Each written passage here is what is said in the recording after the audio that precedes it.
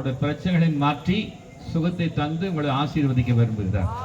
நேற்று 2 நாளுமே வராதவர்கள் இன்னைக்கு யாராவது வந்திருக்கிறீங்களா? கடைசி நாள் கூட்டத்துக்கு 2 நாள் வரல, இன்னைக்கு மாத்திரம் வந்திருக்கிறீங்களா? அல்லேலூயா. உங்களை வாழ்த்தி வர இருக்கிறோம். நிறைய மகளை பார்க்கிறோம். இன்னைக்கு ஞாயிற்றுக்கிழமை நாளில் தேவ செய்தி சபைகளுக்கு கொடுக்கப்பட்டது. நீங்கள் காலையில் ஆராதனை பங்கு பெற்று இன்றைக்கு நீங்கள் வந்திருக்கலாம். இன்றைக்கு உங்களுக்கும் ஒரு நல்ல செய்தி. இயேசு பிறந்தார்ன்றது உலகத்தில் எல்லாருக்கும் ஒரு நல்ல செய்தி தானே, இல்லை?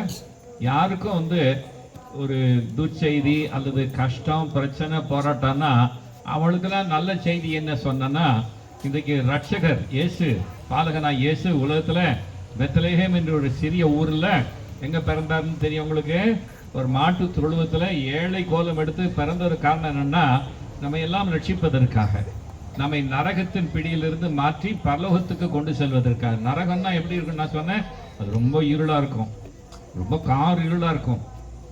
அங்கே போனால் இடறது என்னன்னு தெரியாதபடிக்கு வாழ்க்கை நித்திய அக்கினிக்குள்ளே போயிடும். ஆனால் பரலோகம் என்பது பரவசப்படுத்தக்கூடியது, அது ஒளிமயமான அதிசயமான நாடாம் என்று சொல்லி ஒரு பாடல் உண்டு. அங்கே என்ன இருக்காது? பசி இருக்காது, தாகம் இருக்காது, நோய் இருக்காது, சண்டை இருக்காது, சச்சரவு இருக்காது, ஒரு டீ கடை கூட இருக்காது, அப்புறம் மற்ற கடையும் இருக்காது. ஆனால் எல்லாம் சந்தோஷம் மகிழ்ந்து களி கூர்ந்து கொண்டே இருப்பார்கள். இந்த உலகத்தில் வாழும் பொழுதே கூட நீங்கள் பரலோகத்தில் அனுபவத்தை பெற்றுக்கொள்ளணும். அது எப்படி பெற்றுக்கொள்வதற்கு என்ன செய்யணும்? அந்த பரலோகத்துக்கு, மோட்சத்துக்கு உரிமையாளராகிய எல்லாத்தையும் படைச்ச சர்வ வல்லமையோடு உங்களுடைய உள்ளத்தில் பிறப்பதற்கு இடம் கொடுத்துட்டீங்கன்னா அந்த பரலோகமே உங்களுடைய உள்ளத்துக்குள்ள வந்து விட்டதான அடையாளம். அல்லேலூயா. அதனால வரக்கூடியது ஒரு சந்தோஷம். இந்த சந்தோஷத்துக்கு பேரு ரட்சணிய சந்தோஷம். என்ன சந்தோஷம்? ரட்சணியத்தின் சந்தோஷம் எல்லாரும் பெற்றுக்கொள்ளணும். இதுக்கு என்ன காசு கொடுக்கணும், பணம் கொடுக்கணும் தேவையில்லை. இன்னைக்கு மத்தியானம் ஒரு இடத்துக்கு நான் சென்றிருந்தேன். அங்கே ஒரு மனிதனை பார்த்தேன். கொஞ்சம் பலவீனத்தோடு இருக்கிறாரு, சரியாக நடக்க முடியல, சரீரத்தில் பல விதமான நோய்கள். அப்போ அவருக்காக ஜெபித்த போது நான் உணர்ந்தேன், நீங்கள் புதுசாக வந்திருக்காருன்னு நினைக்கிறேன், இப்போ ஒன்றும் கிறிஸ்தவர் அல்ல, ஆனால் அவர் அந்த ஆலயத்துக்கு வந்திருந்தார், பல தேவையோடு வந்திருந்தார். அப்போ ஒரு காரியத்தை உணர்ந்த, நீங்கள் ஒரு சரீரத்தில் ஒரு காரியத்தை கட்டி இருக்கிறீங்க, அது என்ன சொல்ல விரும்பலை, அதுக்கு எவ்வளவு பணம் கொடுத்தீங்கன்னா 3000 ரூபா கொடுத்தேன். ஆனால் அந்த கட்டி வச்சிருக்காரு, ஆனால் அவருக்கு இன்னும் சரியாக தூக்கம் வர மாட்டேங்குது, உடம்பு பூரா வலியாக இருக்குது, சரியாக நடக்க முடியல, பல போராட்டங்களை ஆவிகள் வாழ்க்கையில் கண்டேன். அப்போ என்னன்னா, அவருடைய நம்பிக்கை யார் மேலே வச்சிருக்கணும்னா, அண்ட சராசரி படைத்த சர்வ வல்லமையுள்ள தேவன் நமக்காக இந்த உலகத்தை பிறந்த இந்த ரட்சகர். இந்த ரட்சகரில் அவருக்கு யாரும் தெரிவிக்கல, அதனால என்ன செய்திருக்கிறாரு, தன் நம்பிக்கையை 3000 ரூபா, எவ்வளோ ரூபா? 300 3000 ரூபா, இந்த 3000 ரூபா கொடுத்து அதை கட்டுனாக்க தனக்கு விடுதலை சுகம் உண்டாகும் நம்பி அதை செய்தா இருப்பாருங்க. அது இன்னும் அவர் பாதாளத்துக்குள்ளாக கொண்டு செல்லுகிறது. அப்போ மனிதனை நம்புவதை பார்க்கலாம் கர்த்தர் மேல் பற்றுதலாக இருப்பதனால. இந்த தேவாதி தேவன் யார் சொன்னா, அப்போஸ்தலர் நடபடியின் புஸ்தகம் 17ஆம் அதிகாரம் 26 வசனத்துல, அவர் மனுஷ ஜாதியான யாவரையும் ஒரே இரத்தத்தினால தோன்ற பண்ணி பூமியிலே குடியிருக்க செய்து பூமியின் குடியிருப்பின் காலங்களையும் அவருடைய எல்லைகளையும் குறித்து இருக்கிறார். சின்ன வசனம். மனுஷ ஜாதியான ஒரே ரத்தம். என்ன ரத்தம்? ஒரே ரத்தம். இந்த ஒரே ரத்தத்தினாலதான் எல்லாரையும் தோன்றப்ப, எல்லாருடைய சரீரத்திலும் மிருகங்களுக்கு ஒரு ரத்தம் இருக்குது, பறவை ரத்தம் இருக்கு, மனுஷனுக்கு ரத்தம். மனுஷ ரத்தம் ஒண்ணுதான். இந்த மனுஷ ஜாதிய என்ன செய்யறாரு? ஒரே ரத்தத்தினால தோன்ற பண்ணி அதை சிருஷ்டித்து இருக்கிறாரு. ஒரே ரத்தம் தான் இருக்குது. அப்போ சில நேரத்தில் ஒரு ஆக்சிடென்ட் ஆகி போச்சுன்னா, அந்த மரண தருவாயில் இருக்கிறாங்க அப்படின்னா உடனே ஆஸ்பத்திரி கொண்டு போய் உடனே என்ன செய்வாங்க தெரியுமா? முதல்ல ரத்தத்தை தான் கொடுப்பாங்க. ஏன்னு கேட்டால் விபத்தினால அந்த ரத்தம் எல்லாம் வெளியாகி சரீரத்தில் தேவைக்கு அதிகமான அளவு ரத்தம் போயிடுச்சுன்னா மறித்து போயிடுவாங்க. ஏன் தெரியுமா? அந்த ரத்தம் ரொம்ப முக்கியம். அந்த ரத்தத்தில் தான் ஒரு மனுஷனுடைய உயிர் இருக்கிறது, ஜீவன் இருக்கிறது. ஆகவே என்ன செய்ய, முதல்ல ஒரு நாள் கண்டுபிடிச்ச முடியல, மனுஷனுடைய உயிர் எங்கே இருக்கு அப்படின்னு கண்டுபிடிக்க முடியல. இருதயத்தில் இருக்குதான்னு பார்த்தா இருதயம் இல்லை, மூளையில் இருக்கான்னு பார்த்தா இல்லை, கடைசியெல்லாம் கண்டுபிடிச்சிட்டாங்க இதில் தான் இருக்குது ரத்தம். இது வேதாகமும் லேவியராகும் 17ஆம் அதிகாரம் 11-14 வசனம் சொல்றது, மனுஷனுடைய ரத்தம், மனுஷன் உயிர் எங்கே இருக்குது? ஜீவன் ரத்தத்தில் இருக்கிறது. வேதம் பாருங்க, இது தேவனுடைய புத்தகம் இல்லையா? இன்னும் அழகா சொல்லி வச்சிருக்குது. மனுஷன் கண்டுபிடிக்க சந்திரனுக்கு போக சூரியனுக்கு போக பல முயற்சிகளாக செய்து கோடிக்கணக்கான பணத்தை செலவு பண்றாங்க. ஆனா இதெல்லாம் இந்த வேதாகமத்தில் எல்லாம் தெளிவாக சொல்லப்பட்டிருக்கிறது. ரொம்ப நாளா மனுஷனுக்கு என்னென்ன பூமி வந்து தட்டையா இருக்கும், பார்த்தா அப்படியே நிலமா அகலமா போயிட்டே இருக்குல்ல, தட்டையா இருக்கும்னு நினைச்சிட்டு இருந்தான். ஆனா கொலம்பஸ்ன்னு ஒரு மனிதன் அவர் என்ன செய்த, பிரயாணம் செய்து ஒரு இடத்துல பிரயாணம் செய்தார், மறுபடியும் அதே இடத்துக்கு வந்துட்டார். அப்ப என்ன அர்த்தம்னா, இப்போ நீளம் அதிகமா இருந்தா அதே போய் அதே திக்குல கிழக்கலமான கிழக்கு தான் போயிட்டே இருக்கணும். ஆனா புறப்பட்ட இடத்துக்கு மறுபடியும் வந்துட்டாரு. அப்பதான் கண்டுபிடிச்சிட்டார், ஓஹோ பூமி இல்ல தட்டையா இல்ல உருண்டையா இருக்குது. அல்லேலூயா. வேதம் சொல்லுகிறது, ஏசாயா தீர்க்கதரிசி புத்தகத்துல பூமி உருண்டையின் மேல் ஆளுகிறவன் சொல்லி இருக்குது. பூமி உருண்டை. அல்லேலூயா. என்ன அழகா சொல்லி வச்சிருக்கு பாருங்க. இந்த உலகத்துல வாழ்ந்ததற்குரிய ஞானம், மறுமை அடைவதற்குரிய வழிகள் எல்லாமே இந்த வேத புத்தகத்துல அடங்கி இருக்கிறது. இது வெளியேற பெறும் பொக்கிஷம். அல்லேலூயா. இது சொல்லப்பட்ட மனுஷ ஜாதியான யாவரையும் ஒரே ரத்தத்தினால தோன்ற பண்ணி பூமியிலே குடியிருக்க செய்து, நிறைய பேர் சந்திரன்ல போய் குடியிருக்கான்னு நினைக்கிறான்ல, அங்க ஆள் இருக்கான்னு நினைக்கலாம். அதெல்லாம் இல்லப்பா, கரெக்டா சொல்லியிருக்கேன். பூமி தான் மனுஷனுக்கு குடியிருப்பு. நீங்க எங்கேயும் ஓடிட்டு இருக்காதீங்க, எங்கேயும் போக வேண்டிய அவசியம் இல்லை. பூமி தான் தண்ணி இதுக்கெல்லாம் வசதி வச்சு நீங்க குடியிருக்க செய்திருக்கிறாரு. பூமியில குடியிருக்க செய்து பூமியினுடைய காலங்கள், குடியிருக்கும் காலங்களையும் எல்லைகளையும் குறித்து இருக்கிறார். எல்லைன்னா நீங்க எந்த தேசத்துல பிறக்கணும், நானும் நீங்களும் இந்தியா தேசம் பிறக்கணும்னு அவருடைய எழுதி வச்சிருக்கிறாரு. எந்த காலகட்டத்தில் பிறக்கணும், 21ஆம் நூற்று 20ஆம் நூற்றாண்டு, இந்த நூற்றாண்டுல நீங்க நானும் பிறக்கணும்னு சொல்லி அவர் எழுதி வச்சிருக்கிறாரு. அதை தான் என்ன சொல்றான், என் தலையெழுத்துன்னு சொல்றான்ல, தலையெழுத்து. இந்த மனுஷனை போய் கட்டணம் பாரு, இவ்வளவு கட்டின என் தலையெழுத்துன்னு சொல்ல சொல்றான்ல, அது தலை எழுத்து அல்ல, முன் தீர்மானி தேவனுடைய திட்டம். இல்ல சொல்லுவாங்க விதியை அப்படின்னு சொல்லுவாங்கல்ல, அப்படி இல்லைல்லாமா. அதாவது என்ன அர்த்தம்னா, ஒரு சில திட்டங்கள் இருக்குது, உங்களுடைய வாழ்க்கை நடக்குது, இது உங்களுடைய ஞானத்தினால, இந்த ஞானம்னா உங்க ஞானம் இல்ல, தேவனுக்கு கொடுக்குற ஞானத்தினால என்ன செய்யலாம், அதை வெல்ல முடியும். அல்லேலூயா. அவருடைய கிருபை தான் நமக்கு அவசியமா இருக்கு. வானம் அவருடைய சிங்காசனம், பூமி நம்முடைய அவருடைய பாதபடி. இந்த பாதபடியில் தான் நாம் உட்கார்ந்து ஆராதிக்கிறோம், வேலை செய்யறோம், நடந்து கொண்டிருக்கோம், வாழ்ந்து கொண்டு இருக்கிறோம். நான் ஒரு நாள் இப்படி நினைச்சேன், கடவுள் என்பவர் எங்கே? அந்த கடவுள் எப்படி அன்பான கடவுள் சொல்றாங்க, ஆனா ஏன் மனுஷனுடைய வாழ்க்கை இவ்வளவு பிரச்சனை, போராட்டம் இருக்குது, சண்டை வருது, பிரச்சனை வருது, வறுமை வருது, நோய் வருது, விபத்து நடக்குது. அப்போ இந்த அன்பான கடவுள் எங்கே? அவரை நான் பார்க்கணும்னு எனக்கு ஒரு வாஞ்சை இருந்துச்சு. வாலிபனா இருந்த பொழுதே அப்படி நான் கடவுளை தேட ஆரம்பித்தேன். ஆனா அந்த கடவுளை பார்க்கணும், அவருடைய சத்தத்தை கேட்கணும்னு நினைச்சாலும் கூட என் வாழ்க்கையில பாவம் கூட இருந்ததுனால அதை ஒரு மனதா முழு மனதா ஜெயிக்க முடியல. அப்பப்போ ஜெபம் பண்ணுவேன், ஆனா அவரை கண்டுகொள்ளல.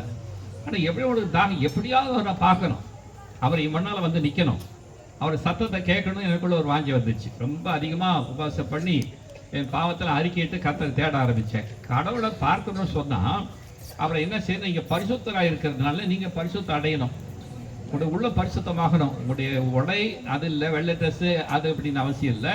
உங்களுடைய உள்ள வெண்ணி ஆயிட்டா நீங்க அவரை தரிசிக்க முடியும். என் பாவத்தெல்லாம் அறிக்கையிடுறேன், சின்ன வயசுல என்னென்ன பாவம்லாம் செஞ்செல்லாம் அறிக்கையிடுறேன். அந்த 3 நாள் உபவாசம் பண்ணி நான் சொன்னேன், இன்றைக்கு 3 நாளைக்குள்ள என் முன்னால் வந்து நிற்கணும், நான் அவரை பார்க்கணும், சத்தத்தை கேட்கணும், இதுதான் எனக்கு தீர்மானம். உபவாசம் பண்ணி 1 நாள் ஆச்சு, 2 நாள் ஆச்சு, 3 நாள் ஆச்சு, பகலாச்சு, இரவு வந்துருச்சு, ஒரு தரிசனம் காண, ஒரு சத்தத்தை கேட்கல. அப்போ நினைச்சேன் கடவுளே இல்லை. அதுக்கு முன்னால் தயாராக விஷத்தை வாங்கி வச்சுருந்தேன். இதை 12 மணி குடிச்சிட்டு மறித்து போகணும்னு என்னுடைய எண்ணம் திட்ட வச்சுருந்தேன். எங்கள் அப்பா அம்மாலாம் போய் கடைசியாக பார்த்தேன், எல்லாம் தூங்கிட்டு இருக்கிறாங்க. மணி 12 ஆயிடுச்சு. பார்த்து கடைசி முறையாக பார்க்க போகிறேன் அப்படின்னு சொல்லிட்டு விஷத்தை தயாராக வச்சுருந்தேன். அப்போது ஒரு நடு நிசி 12 இரவு மணி நெருங்கி 5 நிமிடங்கள் இருக்குன்னு நினைக்கிறேன். திடீரென்று ஒரு பிரகாசமான வெளிச்சத்தை என் அறைக்குள்ளாக்க பார்த்தேன். நல்லதுயா. அந்த பிரகாசம் உலகத்தில் எங்கேயுமே அப்படிப்பட்ட பிரகாசத்தை பார்த்தது கிடையாது. அதனூடாக ஒரு கம்பீரமான ஒரு தோற்றம், ஒரு உருவம் வந்து எனக்கு முன்பாக நின்றது. அது காலை பார்க்க முடியல, ஆனால் அது தரையிலிருந்து அது வானத்தை அளாவ எட்டி பாருங்க, அவ்வளவு தூரம் உயரமா இருக்குது, முகத்தை பார்க்க முடியல. ஆனால் ஒரு பிரகாசமான வெளிச்சம் வருது. ஏசாயா என்று சொல்லி தீர்க்கதரிசி அந்த ஏசாயா 6ஆம் அதிகாரத்தில் ஒரு காரியத்தை எழுதுகிறார். உசியா ராஜா மரணம் அடைந்த வருஷத்துல பெரிதும் உயரமான சிங்காசனத்தில் அவரை வீற்றிருக்க கண்டேன். நல்லதுயா. அவர் எங்க இருக்கிறாரு? பரலோகத்தில் இருக்க சிங்காசனம். சிங்காசனம் என்ன? ராஜாதி ராஜா, தேவாதி தேவன், கர்த்தாதி கர்த்தர், சக்கரவர்த்தி. சக்கரவர்த்தினா ராஜாக்களுக்கெல்லாம் பெரிய ஆளு தான் எம்பரர், சக்கரவர்த்தி. அவர் தான் சிங்காசனம் உட்காருவார். அல்லதுயா.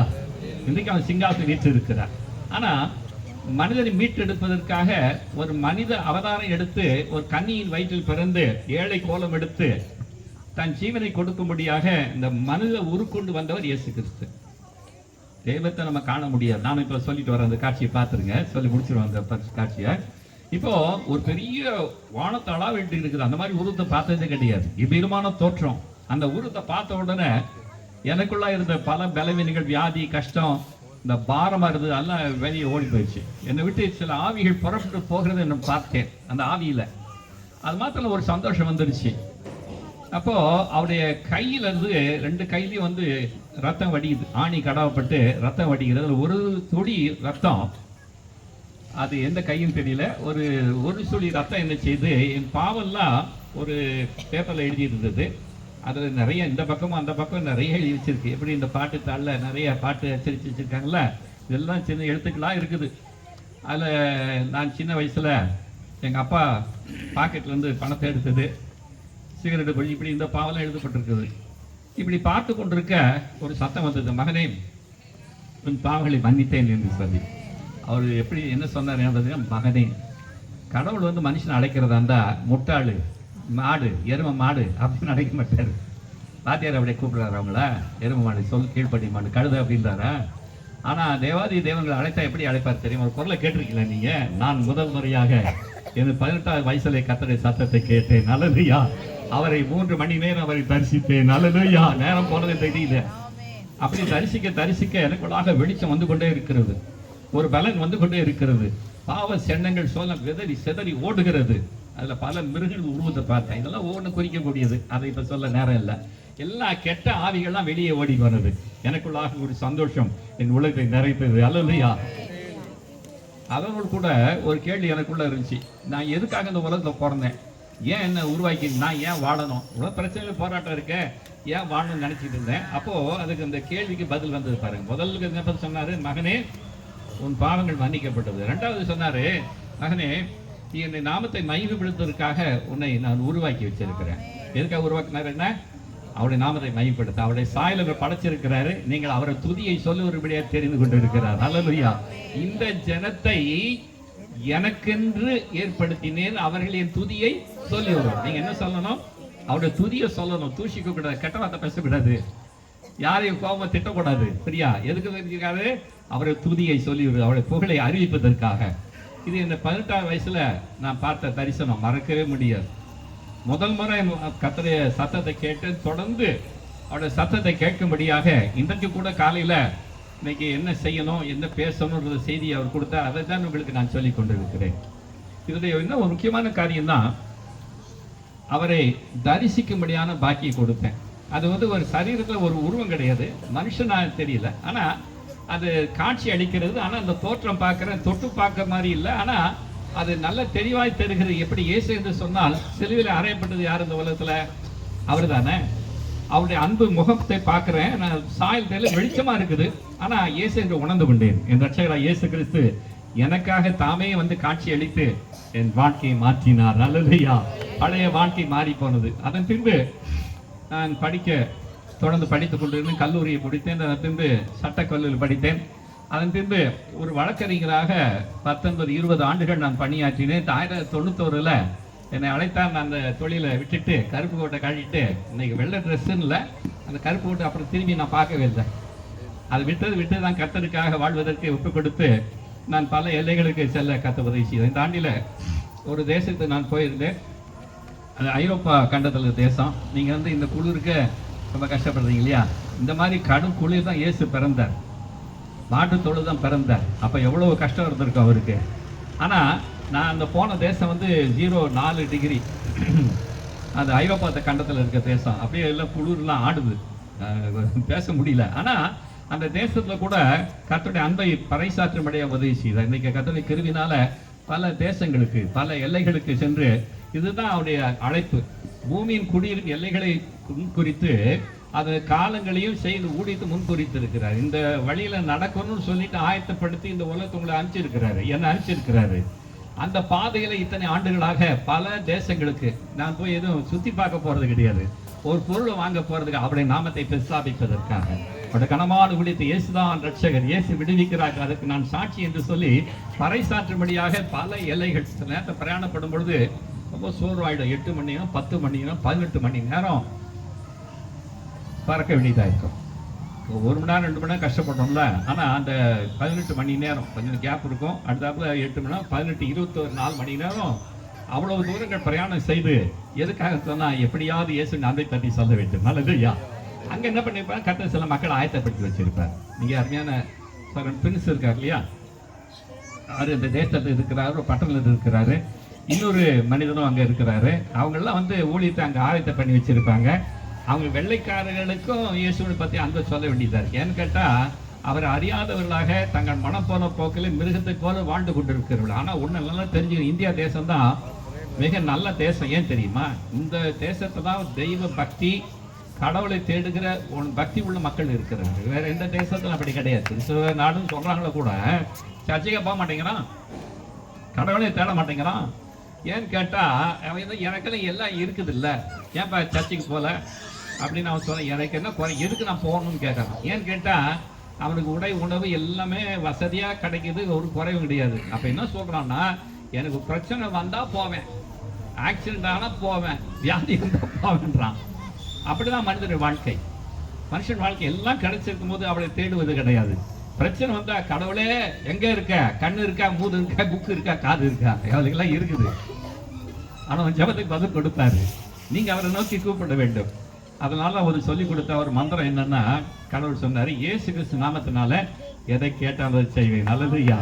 அவர் பேரு ஜெபத்துக்கு பதில் தருகிறவர், ஜெபத்தை கேட்கிறவரே மாம்சமான யாவர் மறுத்தல் வரும். அவர் பேர் என்ன தெரியுமா?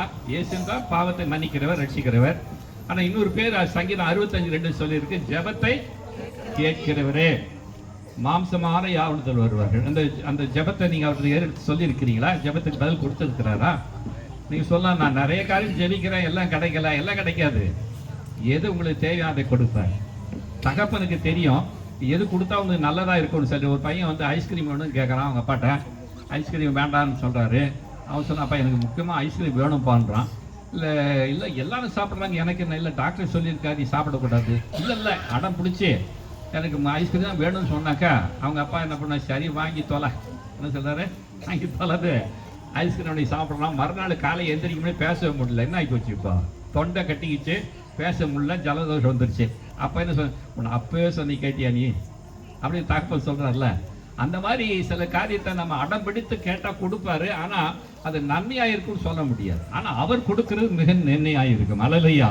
உதாரணமா ஒரு திருமணத்துக்காக காத்திருக்கிறோம்னா, வாலிப நாள் வந்தவர் படிச்ச பிற்பாடு பள்ளிக்கூடத்தில் இப்பெல்லாம் வந்து இருந்தா 21 வயசுல இன்ஜினியரிங் முடிச்சதுமே ஒரு ஐடியில வேலை கிடைக்குது. சம்பளம் வந்து 60 ரூபா 70 ரூபா 80 ரூபா ஒரு வருஷம்.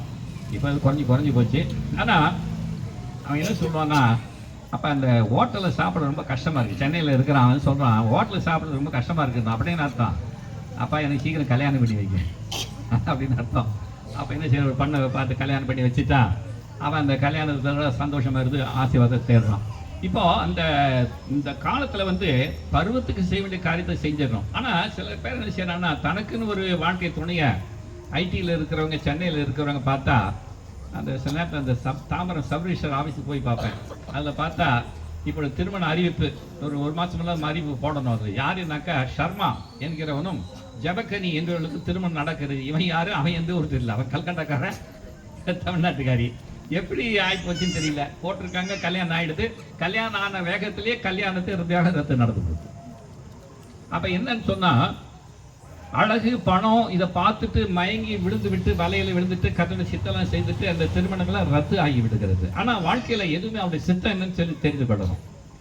எங்க நீங்க குடியிருக்கணும், என்ன வியாபாரம் பண்ணணும், யாரை திருமணம் பண்ணணும், இதெல்லாம் வந்து திருமணங்கள் எங்கே நிச்சயிக்கப்படுகிறதா?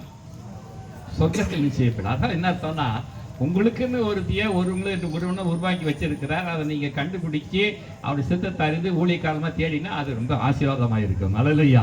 நீங்களே இதை தெரிந்து கொண்டீங்கன்னா அது கொஞ்ச நாள் ஆட்டம் ஓடும், அப்புறம் கொஞ்சம் ஆட்டம் கண்டுரும், அப்புறம் பிரச்சனை உடஞ்சி போயிடும். நான் உங்களை எதுவும் பழித்து குறைத்து சொல்ல விரும்புகிறேன். உங்களுடைய வாழ்க்கையில விருதுகளில் எதையும் கர்த்தருடைய சித்தமா, அவருடைய விருப்பம் என்ன, என்னை குறித்து திட்டம் என்ன என்று அறிந்து கொண்டு அதை பண்ணி நடப்பீங்கன்னு சொன்னா, நான் என்னைக்கு நினைக்கல இப்படி ஊழியக்காரனாக இருப்பேன்னு சொல்லிட்டு.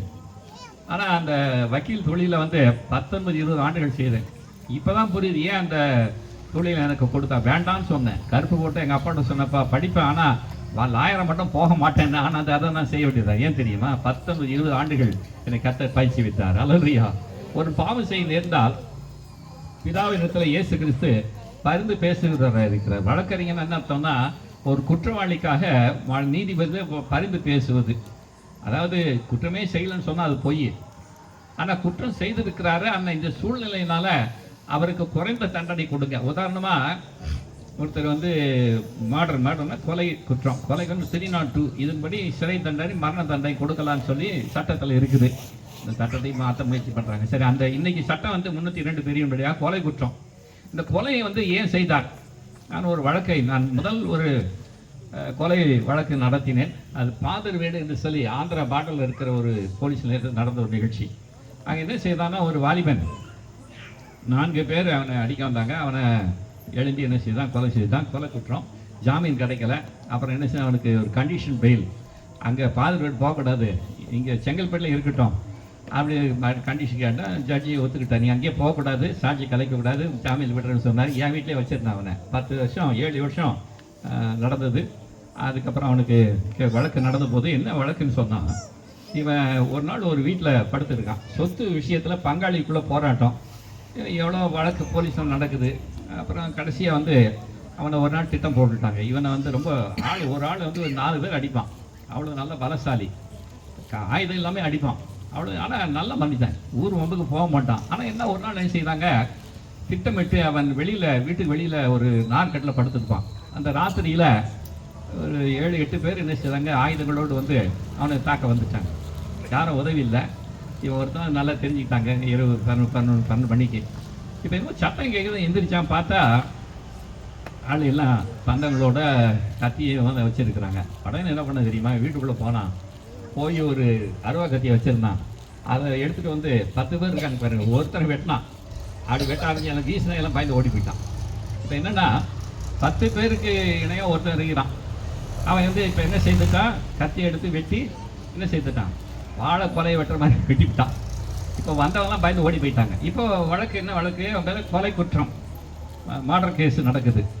ஆனால் அந்த கொலை நடக்கலைன்னு நான் சொல்லலை. ஆனால் ஒன்று ஒரு காரியம் தான், சட்டத்தில் ஒரு விதிமுறை இருக்கிறது. தன்னை தற்காப்பதுக்காக செய்து கொண்டால் அது கொலை அல்ல, அது கல்பபிள் ஹாமிசைட் நாட் அமௌண்டிங் மர்டர். அதாவது கொலை தான், ஆனால் எண்ணத்தோட முன்னாலே திட்டமிட்டு செய்த கொலை அல்ல என்று சொல்லி அதில் சட்டத்தில் ஒரு தண்டனை, ஆயுள் தண்டனைக்கு பதிலாக 7 ஆண்டு சிறை தண்டனை கொடுக்கலான்னு இருக்குது. அப்போ அந்த சாட்சியை விசாரித்த பார்த்த பொழுது அங்கே வந்த கூட்டம் வந்து 10 பேர். இவன் தான் ஒருத்தர் தான் இருந்தார். எல்லாம் சாட்சியும் சொல்ல, வீட்டில் யாருமே கிடையாது, இவன் மட்டும்தான் இருக்கிறான். நார்கட்டில் படுத்து கிடக்கிறான் ராத்திரியில். அப்போ அவன் எதுக்காக செய்தான், திட்டமிடலை, தன்னை தற்காத்துக் கொள்வதற்காக. அந்த சட்டத்தில் ஒரு வழி இருக்குது, குறைந்த தண்டனை கொடுக்கலாம். அந்த தண்டனை வாங்கி கொடுத்தேன் நான். அவன் என்ன இந்த தண்டனை வாங்கி கொடுத்துன்னு நினைச்சான். அவன் சொன்னேன், நீ கொலை குற்றம் போகணும், தண்டனைக்கு போகணும், மரண தண்டனை அடையணும், அதுக்கு பதிலாக சட்டத்தில் வழியின்படியாக என்று சொல்லி ஒரு தற்காப்புக்காக இப்படி சில காரணங்களுக்காக இப்படி வாதாடி ஒரு மனிதனுக்குரிய தண்டனையை குறைத்து அல்லது சந்தேகத்தை இடமிருந்தால் விடுதலை பெற்று தரும்படியாக. அப்போ இந்த இயேசு கிறிஸ்து எப்படின்னா, நமக்காக பரிந்து பேசுகிற வழக்கறிஞராக இருக்கிறார். அல்லது ஆங்கிலத்தில் அவர் அட்வொகேட்னு சொல்லப்பட்டிருக்கிறது. இன்னொன்று இன்டர்செசர், தமிழில் வந்து அவர் மத்தியஸ்தராக இருக்கு, தேவனுக்கும் மனிதனுக்கும் மத்தியஸ்தர். பிதாவிடத்தில் போய் சொல்றாரு, இந்த தவறு இந்த மகன் செஞ்சிருக்கிறான், ஆனாலும் கர்த்தாவே அவர் சிந்தின ரத்தம் சொல்லுகிறது, இந்த ரத்தத்தை நான் இவளுக்காக சிந்தினபடினால இவருடைய பாவங்களை மன்னியும் என்று சொல்லி பிதாவிடத்தில் மன்றாடுகிற. யாரும் மன்றாட முடியாது உலகத்தில், யாரும் மன்றாட, புனிதர்களோ மனிதர்களோ யாரும் உங்களுக்காக கடவுளை மன்றாட முடியாது தெரியுமா? கடவுளை யாரும் பார்க்க முடியாது. ஆனால் பரத்தும் இறங்கி வந்தவர், மாட்டுத்தொழில் பிறந்தவர், மறுபடியும் ஜீவனை கொடுத்து பரவ சென்றிருக்கு, மறுபடியும் வரப்போகிறார். அல்லது எப்படி நியாயாதிபதி வரப்போகிறார். அவரை வரவேற்க நீங்கள்லாம் ஆயத்தமாகிடணும், ஆயத்தமாக வேண்டும். சீக்கிரமாக ஆயத்தமாக, சீக்கிரமாக வரப்போகிறார். அதற்குரிய நிகழ்ச்சிகள்லாம் நடந்து கொண்டே இருக்கிறது. 3ஆம் உலகப் போர் அடுத்த ஆண்டிலே தொடங்க போகிறது. எல்லா உலக நாடுகளும் சேர்ந்து அந்த இஸ்ரேல் தேசம் இருக்கு இல்லையா, யூதருடைய தேசத்தை அழிக்கும்படியாக ஒரு யுத்தம் வராத உலக மகா யுத்தம். அது இந்த யுத்தத்தில் தனித்து இந்த விடப்பட்டிருக்கோம். எது? இஸ்ரேல் தேசம். ஆனால் எல்லா நாடுகளும் நம்முடைய தேசம் கூட இந்த எல்லா நாடுகளும் உலகத்தில் எல்லா நாடும் சேர்ந்துக்கிடும். எதுக்கு விரோதமாக? யாருக்கு விரோதமாக? இஸ்ரேலுக்கு விரோதமாக. ஆனால் ஒரே ஒரு தேசம் மாத்திரம் உலகத்தில் வேதத்தில் சொல்லப்பட்டிருக்கிறது, ஜெர்மனி என்று சொல்ற தேசம். 2ஆம் உலகப் போரில் அது ஒரு பலத்த ஒரு தேசமாக இருந்தது. ஆனால் 2ஆம் உலக யுத்தம் போர் முடிவதற்காக என்ன செய்தாங்க? நேச நாடுகள் போரிட்டு ஜப்பான் அதில் குண்டை போட்டு ஹிரோஷிமா நாகசாகி இந்த ஜெர்மனியை கைவசப்படுத்திட்டு அதை அதிகாரத்தை கொலையை 2ஆக பிரிச்சுட்டாங்க. கிழக்கு ஜெர்மனி, மேற்கு ஜெர்மனி. அதனால என்ன பலம் குறைஞ்சதா இருக்கு. ஆனா இது மறுபடியும் பலன் பெறப்போகிறது. எப்படின்னா வேத வசனத்தில் இருக்கிற எசேக்கியேல் தீர்க்கதரிசன புத்தகத்தின்படியாக அந்த தெற்கிலிருந்து ஒரு ராஜா புறப்பட்டு வந்து இஸ்ரேலுக்காக அவன் போராடும். ஒரே நாடு இஸ்ரேலுக்காக குரல் கொடுக்கக்கூடியது, போராடக்கூடியது தேசம் இஸ்ரேல் தேசமா இருக்கும், இந்த ஜெர்மனி தேசமா இருக்கும். ஆனா அதுக்கு மேலாக தேவாதி தேவன் இறங்கி வருவார். அல்லேலூயா. அவர் யுத்தம் பண்ணும்படியாக தம்முடைய ஜனத்தில் யுத்தம்படியாக கடந்த, அதுதான் 3வது யுத்தம். அது மெகிதோன் அர்மகதோன் ஒரு யுத்தம் என்று சொல்லி வேதத்தில் சொல்லப்பட்டிருக்கிறது. ஐபிராத்து நதி, ஒரு பெரிய நதி, வற்றாத நதி. அந்த நதி வறண்டு போயிருக்கிறது. அதுதான் பள்ளத்தாக்கு. இந்த பள்ளத்தாக்கில் தான் அர்மகதோன் இடத்துல ஒரு யுத்தம் நடக்க போகுது. இதெல்லாம் வேதம் சொல்லப்பட்ட காரியங்கள், அடையாளங்கள். ஆனா அந்த வருகை, முதல் வருகையில சில அடையாளங்கள் காண்பிக்கப்பட்டது. நான் நேற்று சொன்னேன்ல, அது உலகத்துக்கு வரதுக்கு முன்னால ஒரு நட்சத்திரம் வானத்தில் தோன்றினது. அதான் அந்த நட்சத்திரம் குமாரன் இயேசு எந்த இடத்துல பிறந்திருப்பாரோ அந்த இடத்தை நோக்கி கொண்டு சென்றது. அது மாத்திரமல்ல, இன்னொரு அடையாளம் சொன்னா, ஒரு கன்னிகை கர்ப்பவதியாரி ஒரு குமாரனை பெறுவாள். இது தீர்க்க தரிசனமாக மத்தேயு எழுதின சுவிசேஷம் 1ஆம் அதிகாரத்தில் 21, 22, 23 வசனங்கள் வாசித்து பாருங்கள். ஒரு கன்னிகை கர்ப்பவதியாகி. கன்னிகை எப்படி கர்ப்பவதியாக முடியும்? இது விஞ்ஞானபூர்வமாக எதுவுமே நடக்காத ஒரு காரியம். ஆனா அந்த கன்னி மரியாள் மேல பரிசுத்த ஆவியான ஊற்றப்பட்ட பொழுது அந்த மகள் கர்ப்பவதியானார்.